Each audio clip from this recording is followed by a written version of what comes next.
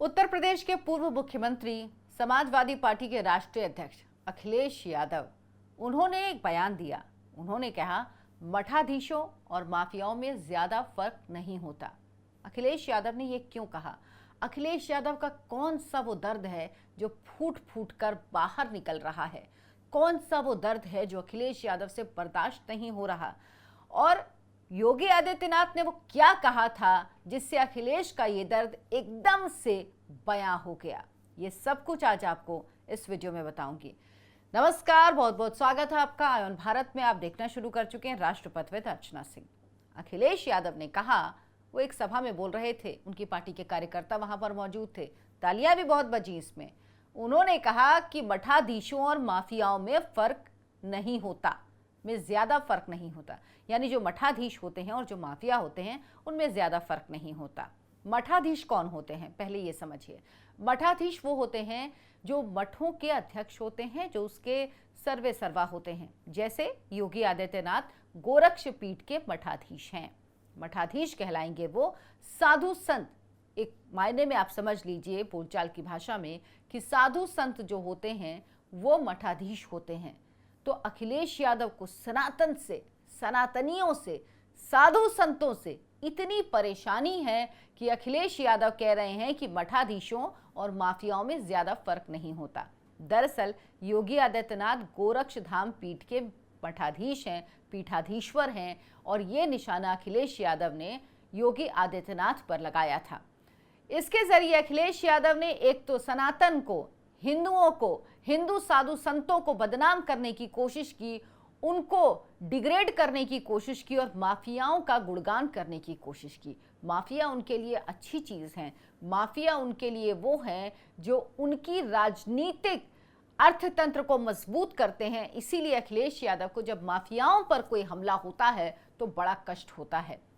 दरअसल योगी आदित्यनाथ ने कहा था कि माफियाओं पर जब कार्रवाई हो रही है उत्तर प्रदेश में तो जो उनके आका हैं उनको बहुत कष्ट हो रहा है। ये निशाना उन्होंने अखिलेश यादव पर लगाया था, लेकिन नाम नहीं लिया था। अखिलेश यादव को ने इसी सवाल का, इसी बात का जवाब दिया।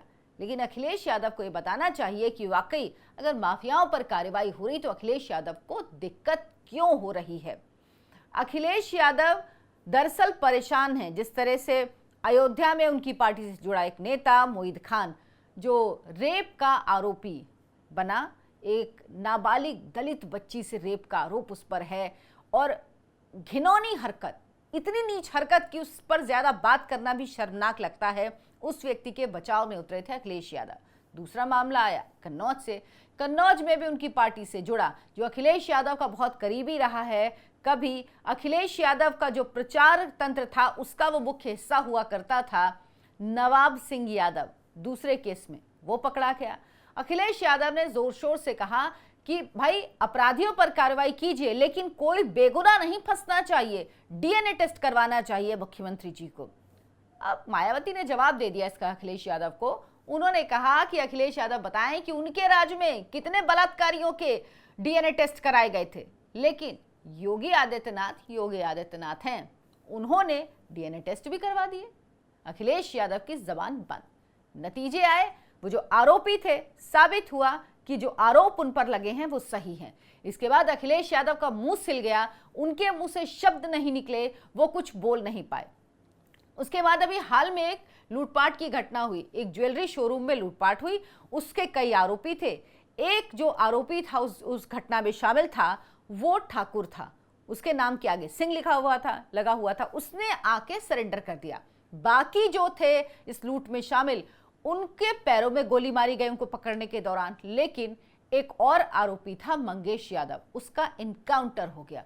जैसे ही मंगेश यादव का इनकाउंटर हुआ, अखिलेश यादव चिल्लाने लगे कि यादव होने की वजह से उसका इनकाउंटर किया गया, जो ठाकुर था उसका सरेंडर करवाया गया, बाकियों के पैर में गोली मारी गई, लेकिन ये क्योंकि यादव था इसीलिए इसको एनकाउंटर में मार दिया गया। अखिलेश यादव की पार्टी के लोग सोचिए वहां पहुंचे, एक अपराधी। और उसके बाद सुल्तानपुर की एक लूट की घटना का वीडियो आता है जहां पर वो व्यक्ति सीसीटीवी में कैद है, यानी अपराधी है, लेकिन उसके बावजूद भी अखिलेश यादव अपराधियों के समर्थन में खुलेआम खड़े हैं।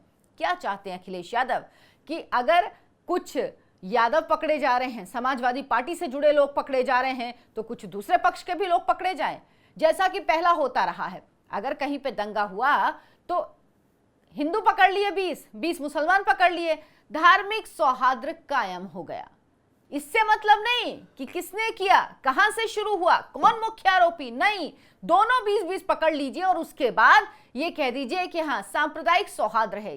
ये किस तरह की कानूनी कार्रवाई होती है? जो दोषी है वो पकड़ा जाना चाहिए, जो दोषी है उस पर कार्रवाई होनी चाहिए।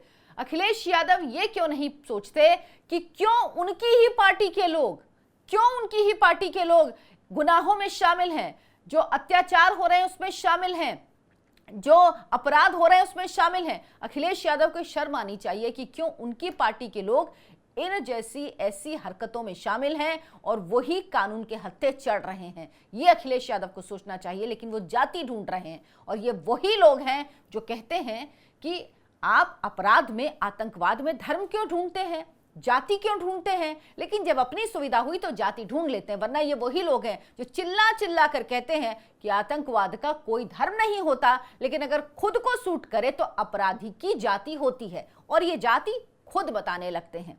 लेकिन ये बाबा का राज है, बाबा का बुलडोजर चलता है और बाबा न्याय करते हैं। न्याय के लिए कम से कम प्रक्रिया जो है वो तेज करते हैं।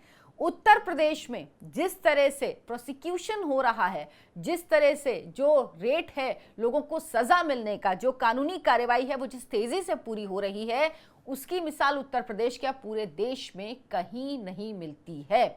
13,000 मामलों में सजा हुई है, जिसमें 29 तो फांसी सुनाई गई है 29 लोगों को। सोचिए 13,000 मामले सिर्फ 7 महीने में सुलझाए गए हैं, 7 महीने में। यानी अगर सरकार चाह ले तो क्या नहीं कर सकती है।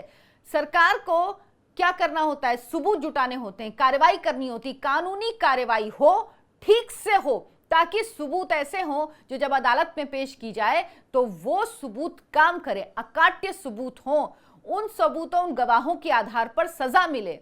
वरना अगर नहीं होंगे ऐसे सबूत, ऐसे तथ्य नहीं पेश करेंगी जांच एजेंसियां, पुलिस नहीं पेश करेगी, तो अदालत, जज जानते हुए कि ये व्यक्ति इस घटना में शामिल है, उसको सजा नहीं सुना सकता है। तो इस तरह का काम योगी आदित्यनाथ की सरकार कर रही है। प्रोसिक्यूशन का जो लेवल है, या कह लीजिए उसकी जो संख्या है, वो इतनी ज्यादा बढ़ गई है जो इससे पहले कहीं नहीं थी, और पूरे देश में भी आपको ऐसी कोई मिसाल नहीं मिलेगी। इससे अखिलेश यादव बहुत ज्यादा बिलबिला गए हैं। दरअसल पहले क्या होता था, मामले आते थे, मामले चलते रहते थे, और अखिलेश यादव और उनके पिताजी की सरकार में तो यह स्थिति थी कि कहा गया था, थानों को डायरेक्ट इंस्ट्रक्शन थे कि आप मुस्लिम और यादव के खिलाफ FIR दर्ज ही नहीं करेंगे, यानी मामला दर्ज ही नहीं करना है, लिखना ही नहीं है केस। और अगर कभी बहुत मजबूरी, बहुत कोई ऐसा दबाव हुआ कि आपको FIR दर्ज भी करनी पड़ गई, तो आप गिरफ्तारी नहीं कर सकते। यानी कितना भी बड़ा अपराध करें ये लोग, आप इनकी गिरफ्तारी नहीं कर सकते।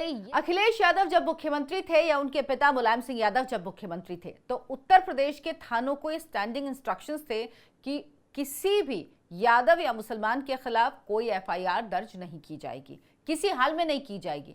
और अगर कभी कोई बहुत मजबूरी हो, ऐसी परिस्थितियां हो जाएं कि दर्ज करनी ही पड़े, तो उसके बाद इनकी गिरफ्तारी आप नहीं कर सकते। ये साफ साफ आदेश थे। इसीलिए अखिलेश यादव को लगता है कि जाति धर्म के आधार पर जिस तरह से उनकी सरकारें चलती थी, उनके पिता की सरकार चलती थी, उसी तरह से योगी आदित्यनाथ की सरकार चलती है। लेकिन यहां पर ऐसा नहीं होता, और ये बात आंकड़े बताते हैं। अभी तक जितने एनकाउंटर हुए हैं योगी आदित्यनाथ के राज में, वो आंकड़े देखिए, वो साफ साफ बता रहे हैं कि किस जाति के कितने लोगों का एनकाउंटर हुआ है। हालांकि ये आंकड़ा कभी भी नहीं दिया जाना चाहिए, क्योंकि अपराधी अपराधी होता है, लेकिन जब आपके सामने का राजनीतिक दल इस तरह की घटिया राजनीति पर उतर आए और वो ये कहने लगे कि यादव होने की वजह से मार दिया, या समाजवादी पार्टी का नेता होने की वजह से गिरफ्तार कर लिया, या अल्पसंख्यक, हालांकि अल्पसंख्यक नहीं है, हिंदुओं के बाद सबसे बड़ी आबादी है, लेकिन कौम को हिंदुओं के बाद सबसे बड़ी आबादी होने के बावजूद भी अल्पसंख्यक कहा जाता है। तो अगर मुस्लिम धर्म से कोई व्यक्ति है तो उसको लेकर अखिलेश यादव आवाज उठाने लगते हैं, क्योंकि उनके समय में इन लोगों पर कार्रवाई नहीं होती थी। अखिलेश यादव को सोचना चाहिए कि क्यों अब इनके नेताओं पर कार्रवाई हो रही है? क्यों इनको शर्म नहीं आ रही इस बात से, और क्यों इनको नहीं लगता कि इनको इस बारे में सोचना चाहिए? ये वही लोग हैं जो कहते हैं आतंकवाद का धर्म नहीं होता, अपराध की जाति नहीं होती, लेकिन जब इनको सूट करता है तो ये तुरंत अपराधी की जाति बता देते हैं और कह देते हैं कि जाति की वजह से इस पर कार्रवाई हुई है।